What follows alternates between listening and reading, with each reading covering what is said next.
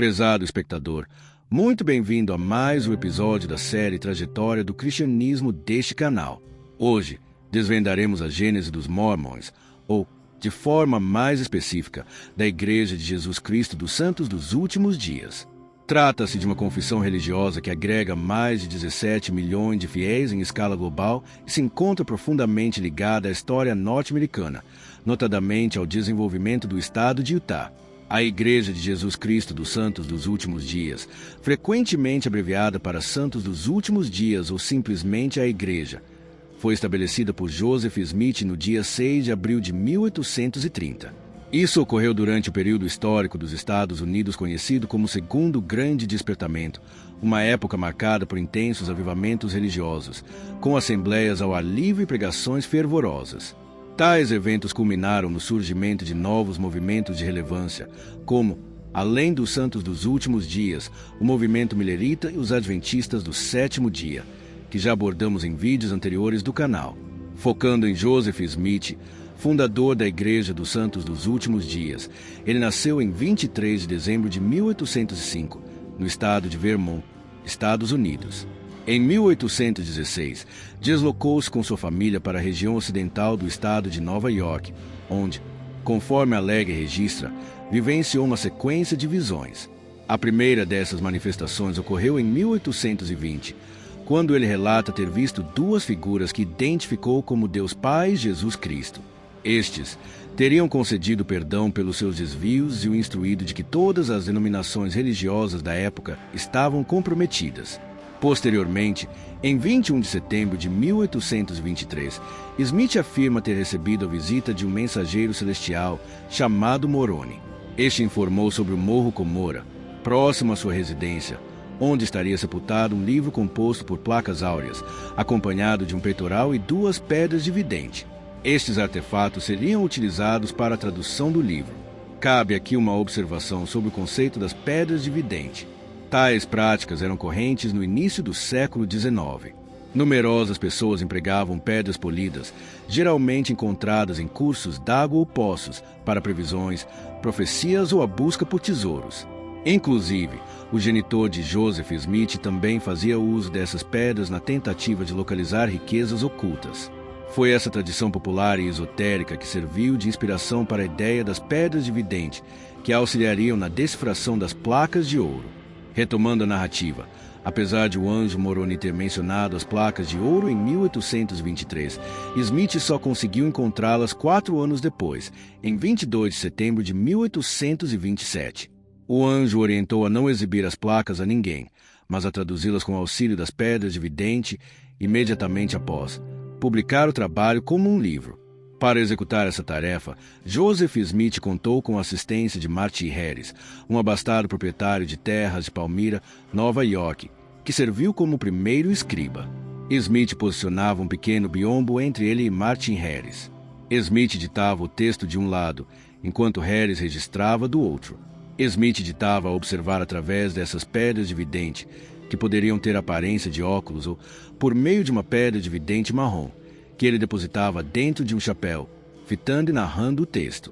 A primeira fase do ditado do livro foi interrompida quando Martin Harris extraviou 116 páginas manuscritas, que Smith declarou ser impossível de refazer. Dessa forma, a retomada do ditado do livro ocorreu apenas mais tarde, a partir de fevereiro de 1829, primeiramente com o apoio de Emma, esposa de Smith, que atuou como a segunda escriba, e posteriormente, a partir de abril, com a colaboração de Oliver Cowdery.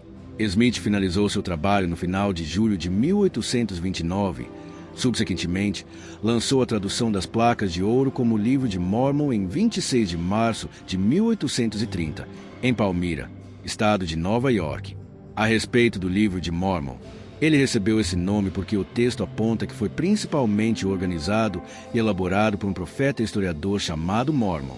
Ao analisar o conteúdo desta obra, constatamos que está estruturada em 15 seções principais, denominadas primeiro e segundo livro de Nefe, livro de Jacó, Enos, Jarom, Omni, Palavras de Mormon, livro de Mosias, Alma, Elamã, terceiro, quarto livro de Nefe, livro de Mormon, Éter e livro de Moroni.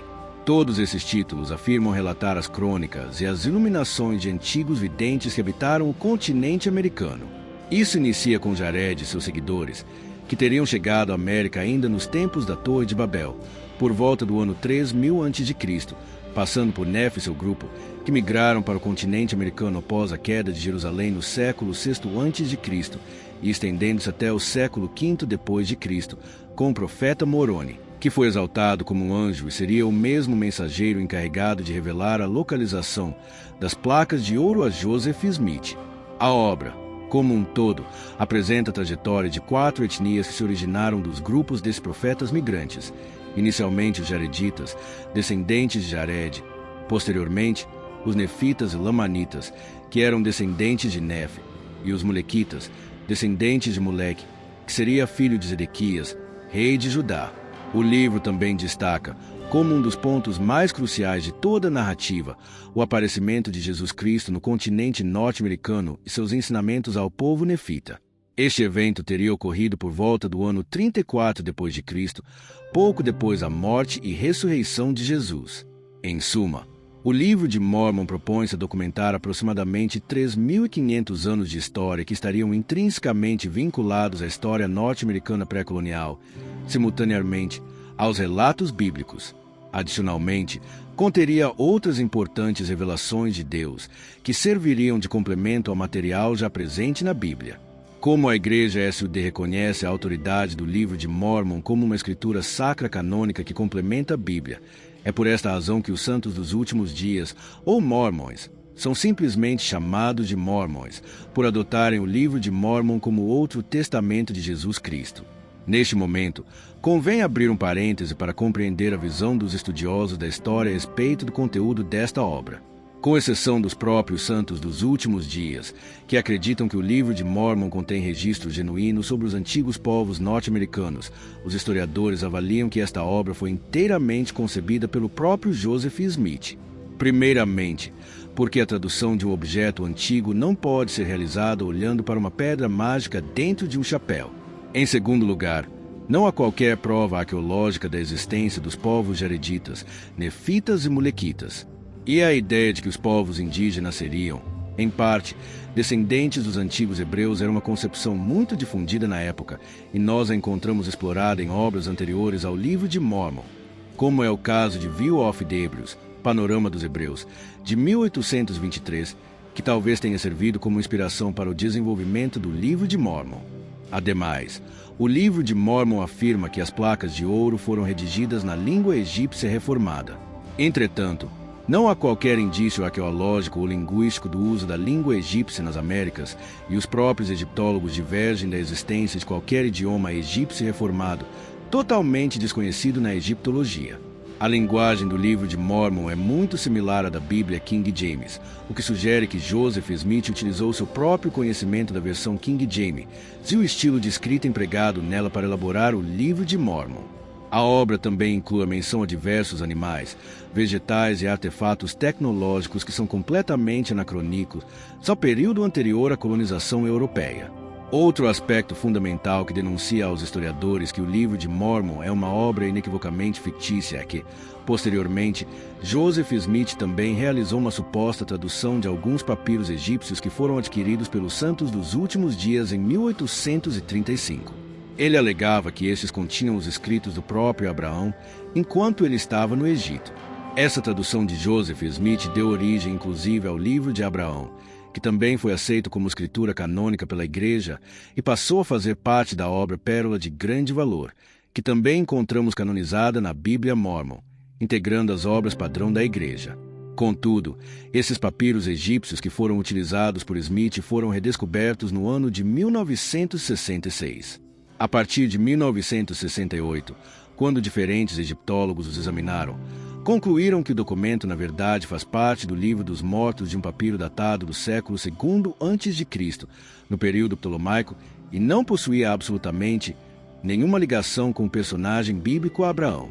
Portanto, assim como o livro de Abraão é uma obra integralmente fictícia, o livro de Mórmon também é encarado pelos historiadores como uma produção totalmente fictícia, sem qualquer suporte na realidade histórica do passado norte-americano e pré-colonial. Quanto à autenticidade das placas de ouro, embora existam dois grupos de indivíduos que afirmam ter testemunhado a existência das placas, um primeiro grupo composto por 3 testemunhas, incluindo Oliver Cowdery, e outro por 8 testemunhas. Infelizmente, segundo Smith, após ele concluir a suposta tradução do livro, que, na verdade, ele mesmo inventou, o anjo Moroni teria ocultado novamente as placas de ouro. Isso dificulta enormemente o trabalho dos especialistas em determinar a veracidade deste artefato. Não temos como saber se as placas de ouro realmente existiram, se foram inventadas por Joseph Smith, se eram algum tipo de artefato antigo, ou talvez apenas uma falsificação moderna, semelhante às placas de Kinder Ovo, que alguns santos dos últimos dias também acreditavam ser verdadeiras. No entanto, como existe um artefato remanescente dessas placas, quando examinadas na Universidade do Noroeste em 1980, concluiu-se que elas eram, na verdade, uma falsificação do início do século XIX. Se as placas de ouro realmente existiram, é possível que também fosse uma falsificação moderna. Contudo, como não há nenhum artefato remanescente delas, realmente não sabemos qual é a realidade histórica concreta por trás desta história. Encerrando este parêntese sobre como os historiadores interpretam o livro de Mormon e dando continuidade à trajetória dos santos, menos de 2 semanas após a publicação do livro de Mormon, em 6 de abril de 1830, na casa de Peter Whitmer em Fayette, estado de Nova York, Joseph Smith e seus primeiros adeptos organizaram formalmente a Igreja de Cristo. Este era o nome da primeira igreja original dos Santos dos Últimos Dias, que afirmava ser a restauração da igreja primitiva do primeiro século. No ano seguinte, em 1831, Smith transferiu a igreja para a cidade de Kirtland, que se tornou a sede até o final de 1837, quando mudaram a sede para Far West, no Missouri.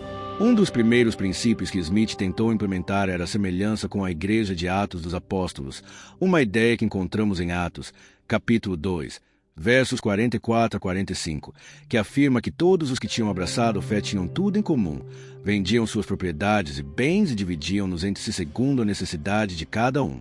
Smith buscou aplicar essa ideia através da lei da consagração, que ele afirma ter recebido por meio de uma revelação divina em 9 de fevereiro de 1831, e que posteriormente foi desenvolvida como a Ordem Unida. Tratava-se, essencialmente, de um mandamento no qual os membros da Igreja de Cristo prometiam dedicar suas vidas e bens materiais à Igreja, para amparar os carentes e assegurar que todos os membros fossem iguais de acordo com as suas famílias. Contudo, foi uma proposta que não pôde ser totalmente concretizada devido aos diversos conflitos e divergências que emergiram entre os membros. Outro princípio teológico vital para os primeiros santos dos últimos dias era a crença de que a Nova Jerusalém bíblica seria edificada nas Américas. Essa convicção foi estabelecida ainda durante a elaboração do Livro de Mormon, no capítulo 13. Smith tentou colocá-la em prática a partir de 20 de julho de 1831, quando identificou a Nova Jerusalém no condado de Jackson, no estado do Missouri, e começou a enviar colonos mormons para fundar ali a cidade de Sião. Neste local, Joseph Smith também inaugurou o famoso local do templo, especificamente em 3 de agosto de 1831. Os mormons acreditavam ser este local do Jardim do Éden e onde seria estabelecida a nova cidade de Sião. No entanto, esta ideia também não foi implementada com êxito devido aos numerosos conflitos que romperam entre os santos dos últimos dias e os residentes locais do estado do Missouri. Alguns grupos mais violentos chegaram a destruir a gráfica local que os mormons haviam instalado e até mesmo atear fogo às residências mormons. Isso obrigou quase todos os santos dos últimos dias a abandonarem o condado de Jackson ainda em 1833, fugindo para outros condados vizinhos até serem completamente expulsos do estado em 1839. Ainda em 1834, Smith organizou uma milícia, que ficou conhecida como Acampamento de Sião, para marchar em direção ao Missouri e tentar reaver as antigas propriedades que os mormons haviam perdido. Contudo, este esforço final não obteve sucesso e os santos dos últimos dias desistiram de retomar suas antigas posses. Smith concluiu, por causa disso, que os santos dos últimos dias foram incapazes de estabelecer a nova Sião como resultado de suas transgressões e da falta de capacidade de desenvolver plenamente a lei da consagração apresentada anteriormente. É um ponto importante que, neste momento histórico, a violência era de fato tão intensa contra a nova religião mórmon que, pouco antes destes acontecimentos, na noite de 24 de março de 1832, uma multidão invadiu a casa de Smith, arrastando para fora, espancando e arrancando parte de suas vestimentas. Tentaram inclusive forçar Smith a ingerir veneno e derramaram sobre ele piche e penas, deixando-o jogado no chão, em um estado tão deplorável que parecia que ele estava quase morto. Na confusão, inclusive, o filho adotivo de Smith, chamado Joseph Murdoch Smith, que era apenas um bebê de 10 meses, foi jogado no chão e veio a falecer 5 dias depois. Isso demonstra que a violência contra os primeiros Mormons e o preconceito que tiveram de enfrentar no início do movimento foi realmente muito, muito grande. Ainda em Kirtland, em 6 de maio de 1833, Smith declarou ter recebido uma revelação orientando os membros a construir uma casa integralmente dedicada a Deus. Isso resultou na edificação do Templo de Kirtland, que foi o primeiro templo mórmon a ser construído, sendo inaugurado em 27 de março de 1836. No ano seguinte, em 2 de janeiro de 1837, foi fundada a Kirtland Safety Society, em português, a Sociedade de Segurança de Kirtland. Tratava-se de uma organização semelhante a um banco, criada para auxiliar financeiramente os santos dos últimos dias a se estabelecerem ali em Kirtland. Contudo, por uma série de motivos, que incluíram a grande crise econômica dos Estados Unidos que atingiu a nação justamente neste ano de 1837, rapidamente faliu ainda em novembro. Alguns membros decidiram simplesmente abandonar a igreja, enquanto outros, porém, foram expulsos por serem acusados de má gestão das finanças. Por causa de todos esses acontecimentos que afetaram profundamente os santos dos últimos dias, Smith acabou deixando a cidade de Kirtland em janeiro de 1838 e veio a fixar residência na cidade de Far West, no estado americano do Missouri, justamente quando ele havia declarado que seria o local da Nova Sião. Foi neste ano que Smith rebatizou o nome da Igreja de Cristo, que era o nome original, para a Igreja de Jesus Cristo dos Santos dos Últimos Dias, que é o nome que prevalece até os dias de hoje. Em 1838, continuaram a ocorrer diversos conflitos que eram bastante violentos entre os Mormons e os moradores não Mormons do Missouri. Essa hostilidade escalou de forma tão significativa que culminou em um episódio que entrou para a história como a Guerra Mormon do Missouri, ou a Primeira Guerra Mormon. Tratou-se de um confronto entre um grupo de mormons paramilitares chamados Danitas, que foram organizados em 1837, contra a milícia voluntária do Missouri, que era liderada pelo capitão Samuel Bogart.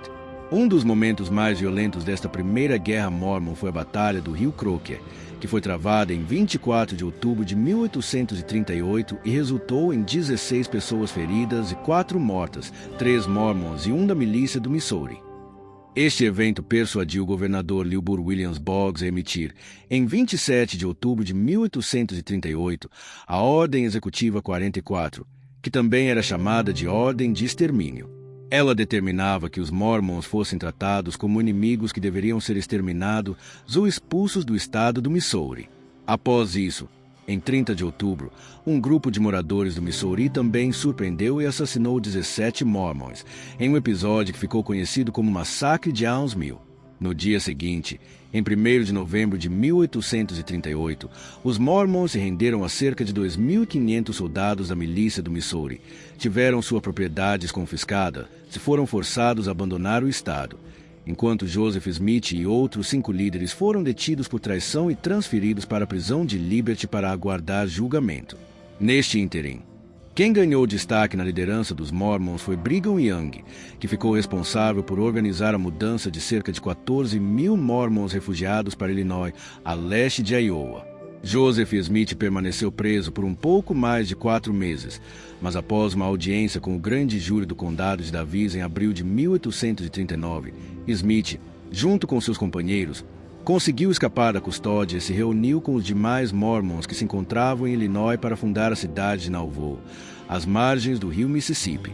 No final de 1839, quando Smith já havia se recuperado deste período, ele e seu grupo adquiriram terras pantanosas que pertenciam à pequena cidade de Commerce. Em abril de 1840, rebatizaram o local como Nauvoo, onde numerosos Mormons estabeleceram residência. Inicialmente, os Mormons enfrentaram considerável dificuldade em se reunir em Nauvoo devido aos pântanos, que causavam diversos problemas de saúde e propagavam epidemias de cólera e malária. Entretanto, após a drenagem dos pântanos, a cidade conseguiu crescer substancialmente, porque, além de reunir os Mormons locais, também acolheu novos imigrantes Mormons da Inglaterra, que haviam sido convertidos por meio de missões realizadas a partir de 1837. Assim, em 1844, a cidade de Nauvoo já contava com uma população de aproximadamente 12.000 Mormons, o que a tornava uma das maiores cidades do estado de Illinois naquela época. Ainda em 1841, Smith iniciou a construção do famoso Templo de Nauvoo, que foi dedicado em 1846 e se tornou um dos maiores edifícios de Illinois naquele tempo. Em 15 de março de 1842, Smith e vários santos dos últimos dias que eram mais proeminentes ingressaram na maçonaria e fundaram uma loja maçônica em Nauvoo. Isso serviu de inspiração para vários rituais que os Mormons realizam até os dias de hoje. Foi também em Nauvoo que Smith desenvolveu uma série de novas práticas Mormons que eram consideradas controversas, como o batismo pelos mortos e, especialmente, a instituição do casamento plural, ou, em outras palavras, a poligamia. Esta surgiu através de uma revelação que ocorreu em 12 de julho de 1843, que atualmente se encontra na seção 132 da obra Doutrina e Convênios, que também faz parte das obras padrão que são canonizadas pela Igreja SUD. Contudo, foi uma ideia que possivelmente já era praticada por Smith desde 1833, quando talvez ele tenha se casado com uma segunda esposa, que seria sua empregada Fanny Alger, que na época tinha 16 anos. A princípio, a poligamia não foi bem aceita por todos os Mormons, o que chegou até mesmo a levar alguns membros a abandonarem a igreja e fundarem um jornal local que era chamado de Nauvoo Expositor. Este servia justamente para denunciar a prática, além de outras doutrinas com as quais esses dissidentes não concordavam. Com isso, em 1844, quando Joseph Smith era prefeito de Nauvoo e inclusive estava concorrendo à presidência dos Estados Unidos e também já contava com cerca de 33 a 48 esposas, ele considerou que o jornal Nauvoo Expositor, que lançou sua primeira publicação em 7 de junho de 1844, era um incômodo público e mandou destruir todas as impressões. Isso resultou em uma multidão bastante enfurecida que invadiu a gráfica do jornal e destruiu tudo o que havia dentro. Foi este acontecimento da destruição do Nauvoo Expositor que desencadeou a prisão e a posterior morte de Joseph Smith. Ele foi inicialmente acusado de incitar um tumulto, posteriormente, também de traição contra o governo e o povo do estado de Illinois. Ele foi então levado ao presídio de Carthage em 25 de junho com seu irmão Irum. Mas, 2 dias depois, em 27 de junho de 1844, uma multidão de aproximadamente 150 homens armados invadiu o presídio de Carthage e assassinou Joseph junto com seu irmão Irum. O assassinato de Smith provocou uma crise de sucessão na liderança da igreja, o que levou à formação de alguns movimentos independentes que foram liderados individualmente. Contudo, a maioria dos Mormons acabou sendo liderada por um dos 12 apóstolos, que era um órgão governante que havia sido desenvolvido por Smith ainda em 1835. Foi este grupo majoritário que, a partir de 1846, iniciou uma migração para o oeste, em direção às terras que ainda pertenciam ao México naquela época, justamente para evitar conflitos com os moradores não mormons, que ficaram ainda mais intensos, especialmente após este incidente com o jornal Nauvoo Expositor. Este grupo de pioneiros mormons percorreu mais de 2.000 quilômetros até chegar ao Vale do Grande Lago Salgado. Este evento ocorreu especificamente em 24 de julho de 1847, data que é celebrada como o Dia dos Pioneiros Mormons, quando eles fundaram a cidade que ficou conhecida inicialmente como Great Salt Lake City, que se tornou a sede da Igreja de Jesus Cristo dos Santos dos Últimos Dias. Este território, que inicialmente pertencia ao México, passou a pertencer oficialmente aos Estados Unidos no ano seguinte, em 2 de fevereiro de 1848, como resultado da Guerra Mexicano-Americana e do Tratado de Guadalupe Hidalgo. Como sua população consistia nos primeiros imigrantes dessa região, no ano seguinte a esse tratado, em 1849, os Mormons solicitaram ao Congresso americano que essa terra que eles haviam colonizado, junto a uma vasta área que eles acreditavam pertencer ao México, também fosse admitida na União como Estado de dizer. No entanto, O Congresso americano resolveu incorporar esse provisório estado de dizer ao território de Utah, que era um pouco mais reduzido. Posteriormente, em 3 de fevereiro de 1851, o presidente dos Estados Unidos, Millard Fillmore, nomeou Brigham Young como governador deste território. A partir deste momento, além de Brigham Young ser o presidente da Igreja de Jesus Cristo dos Santos dos Últimos Dias e líder desses colonos mormons, ele agora era também o governador de uma grande extensão de terra conhecida como Território de Utah. Como governador, Young estabeleceu novos assentamentos e também dirigiu diversas obras públicas importantes, como a construção de estradas, pontes, prédios administrativos e também o projeto de irrigação. Antes disso, enquanto ainda governador do estado de Deseret em 1850, ele também organizou um conselho de regentes para fundar a Universidade de Utah, que inicialmente era chamada de Universidade de Deseret, que foi estabelecida especificamente em 28 de fevereiro de 1850, sendo atualmente uma das mais importantes universidades do estado de Utah. A liderança de Young também contribuiu de forma bastante significativa para o crescimento do casamento plural entre os mormons, especialmente após a poligamia ser oficialmente anunciada como doutrina em 21 de agosto de 1852. Isso resultou em aproximadamente 20 a 25% das famílias mormons adotando casamento plural, enquanto Brigham Young teve cerca de 56 esposas, com as quais gerou 57 filhos.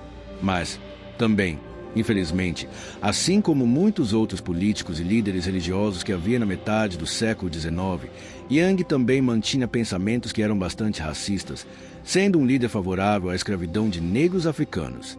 Young foi também o líder mormon responsável por instituir a proibição de sacerdotes negros na igreja SUD, porque ele acreditava que todos eles eram descendentes da semente de Caim. Essa proibição racista, infelizmente, permaneceu em vigor até bem recentemente, no ano de 1978. Então, finalmente, a igreja SUD anulou essa proibição através de uma revelação e passou a permitir que os homens negros recebessem o sacerdócio.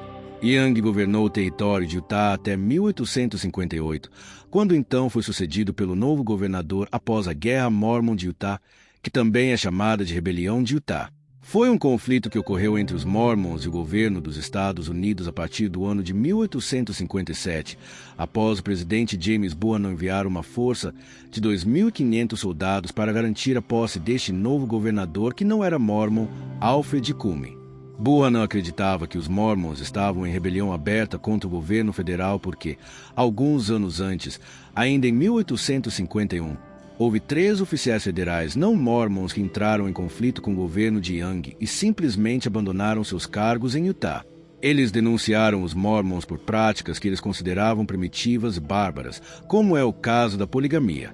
Além disso, o presidente Buchanan acreditava que os mormons estavam governando ali a maior parte dos territórios que foram recém-adquiridos do México de forma hegemônica e teocrática, o que violava os princípios republicanos dos Estados Unidos. Então, com o objetivo de remover essa predominância dos mormons do governo ali do território, Buchanan determinou que Cumming substituísse Young, mesmo que houvesse a necessidade de utilizar as forças armadas para conter alguma rebelião que pudesse ocorrer. Como Brigham Young tinha receios de uma nova perseguição, à semelhança do que ocorreu nos tempos de Joseph Smith, ele ordenou que o povo abandonasse Salt Lake City, que todos os homens entre 15 e 60 anos se armassem e reativou a milícia Mormon de Nauvoo, que foi criada ainda em Illinois, com o objetivo de defender e retardar esse avanço do Exército Federal até conseguir algum acordo com o governo e tentar restabelecer a paz. Essa guerra Mormon de Utah acabou não gerando nenhum conflito aberto entre ambos os exércitos, mas um dos pontos mais violentos dessa rebelião foi o massacre de Mountain Meadows, que ocorreu entre os dias 7 e 11 de setembro de 1857. Um trem de imigrantes não mormons que viajavam em direção à Califórnia foi atacado por uma milícia mormon, que acabou assassinando de 120 a 140 pessoas, deixando vivas apenas as crianças pequenas. Isso posteriormente resultou na execução de John D. Lee em 1877, que foi condenado por liderar esse massacre, o que acabou deixando viúvas suas 19 esposas. Essa guerra de Utah finalmente terminou em julho de 1858, quando o presidente James Buchanan enviou uma comissão de paz e ofereceu perdão gratuito aos mormons caso eles se submetessem à autoridade do governo federal. Isso resultou então na posse de Alfred Cumming como governador do território e no retorno gradativo dos Mormons, enquanto o exército federal ainda permaneceu no território de Utah até o ano de 1861, quando eles foram chamados para servir na famosa Guerra Civil Americana. Esta foi, de fato, um dos conflitos mais mortais da história dos Estados Unidos, entre a União, liderada pelo famoso presidente Abraham Lincoln, e os Estados Confederados, presididos por Jefferson Davis. A presidência de Young na Igreja de Jesus Cristo dos Santos dos Últimos Dias perdurou até a sua morte em 29 de agosto de 1877. Ele foi sucedido, alguns anos depois, por John Taylor, que se tornou o terceiro presidente da Igreja a partir de 10 de outubro de 1880. Taylor ficou responsável por supervisionar a crescente expansão e o término do Templo de Salt Lake, que foi dedicado em 6 de abril de 1893. Ele também contribuiu com a organização da Igreja SUD e o estabelecimento de novas colônias mormons. Sua presidência também se destacou por defender abertamente o casamento plural, que era uma prática cada vez mais difícil de ser colocada em prática ali no final do século XIX, porque o governo federal desenvolveu diversas leis que proibiam a poligamia. Isso resultou até mesmo na prisão de diversos mormons que praticavam a poligamia. Posteriormente, com a morte de John Taylor em 25 de julho de 1887, quem assumiu a presidência da igreja foi Wilford Woodruff, que se tornou o quarto presidente a partir de 7 de abril de 1889. Sua liderança ganhou destaque especialmente pelo Manifesto de 1890. Esta é uma declaração que desaconselha oficialmente qualquer futuro casamento plural na igreja SUD.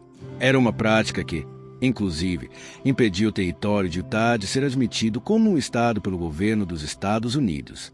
Com isso, gradualmente, a prática da poligamia foi sendo abandonada pelos Mormons e Utah foi finalmente admitido como o 45º estado pela União em 4 de janeiro de 1896. Ao longo do século XX, a Igreja de Jesus Cristo dos Santos dos Últimos Dias se expandiu ao redor do mundo finalmente. Chegou ao Brasil no ano de 1913, através dos imigrantes mormons alemães Meyer e Melsbach, que se tornaram os primeiros membros da Igreja SUD no Brasil. Posteriormente, com a chegada de novos imigrantes missionários mormons, em 14 de abril de 1929, na cidade de Joinville, em Santa Catarina, que é a minha cidade natal, próximo de São Francisco do Sul, onde eu moro atualmente, foi onde ocorreu o primeiro batismo mormon no Brasil. 2 anos depois, em 25 de outubro de 1931, foi dedicada a primeira capela de propriedade da Igreja SUD no Brasil, também na cidade de Joinville. Após quase 100 anos, atualmente, o Brasil é o terceiro país do mundo com maior número de mormons, hoje contando com mais de 1.300.000 membros aqui no Brasil, ficando atrás apenas dos Estados Unidos e do México. Ao redor do mundo, a Igreja de Jesus Cristo dos Santos dos Últimos Dias, que foi liderada por Brigham Young e centralizada então na cidade de Salt Lake City, ela é a maior instituição mormon do mundo, contando com mais de 17 milhões de membros ao redor do globo. Enquanto que a segunda maior instituição mormon é a Igreja Reorganizada de Jesus Cristo dos Santos dos Últimos Dias, que em 2001 passou a se denominar como uma Comunidade de Cristo. Este é um ramo mormon que foi liderado pelo filho de Joseph Smith III, e está sediado na cidade de Independence, no estado do Missouri. Esta instituição conta atualmente com mais de 250.000 membros. Também existem ainda várias outras instituições mormons menores, como é o caso, por exemplo, da Igreja de Cristo Lote do Templo, que também se encontra sediada em Independence e possui apenas um pouco mais de 7.000 membros, além de várias outras organizações, incluindo algumas que são fundamentalistas que defendem a poligamia até os dias de hoje. Com isso, hoje nós entendemos a origem dos Mormons e a trajetória da Igreja de Jesus Cristo dos Santos dos Últimos Dias. Agradeço muito a todos os que acompanharam mais este vídeo da série Trajetória do Cristianismo aqui do canal. E para aqueles que não se inscreveram, peço que se inscreva e ative as notificações.